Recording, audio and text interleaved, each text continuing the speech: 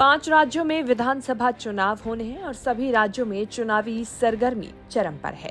इन 5 राज्यों में north east का एक राज्य मिजोरम भी है। मिजोरम में भी सियासी दल जोर शोर से चुनाव प्रचार में जुटे हुए हैं। कांग्रेस नेता राहुल गांधी भी अपने कार्यकर्ताओं का जोश बढ़ाने के लिए मिजोरम पहुंचे, जहां उन्होंने पदयात्रा के साथ साथ लोगों से मुलाकात की।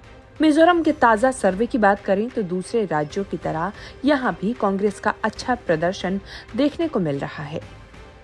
एबीपी न्यूज सी वोटर के हालिया ओपिनियन पोल के मुताबिक मिजोरम में मुख्यमंत्री जोरमथंगा की पार्टी मिजो नेशनल फ्रंट यानी एमएनएफ और कांग्रेस के बीच टक्कर देखने को मिल रही है। सर्वे के मुताबिक एमएनएफ को 40 में से 13 से 17 सीटें मिल सकती हैं, जबकि कांग्रेस को 10 से 14 सीटें मिलने का अनुमान है। वहीं सर्वे के मुताबिक जोराम पीपुल्स मूवमेंट यानी ZPM को 9 से 13 सीटें मिल सकती हैं। इसके अलावा अन्य के खाते में 1 से 3 सीटें जा सकती हैं।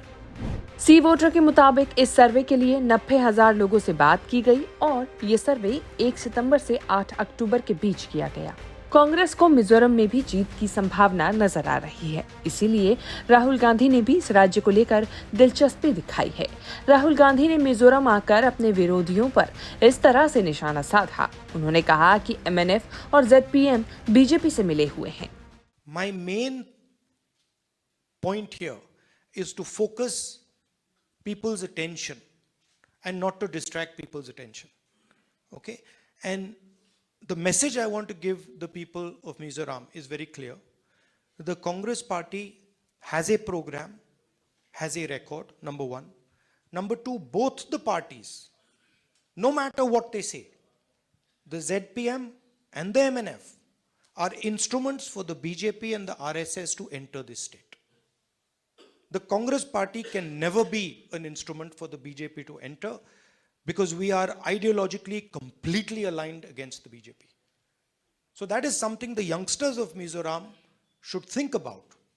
When we talk about an attack on the culture or the attack on the religion, a lot of the questions that are coming here, the instruments of that attack are the RSS and the BJP and the parties that ally with them to allow them to enter the state. So when you're going to vote, keep in mind that the separation between the ZPM and the MNF and the BJP is not as deep as you think. The ZPM and the MNF are acting in the interest of the BJP, and both of them have admitted it. Mizoram की 40 सीटों के लिए 7 नवंबर को मतदान होगा। नतीजे 5 राज्यों के एक साथ 3 दिसंबर को आएंगे। न्यूज तक ब्यूरो।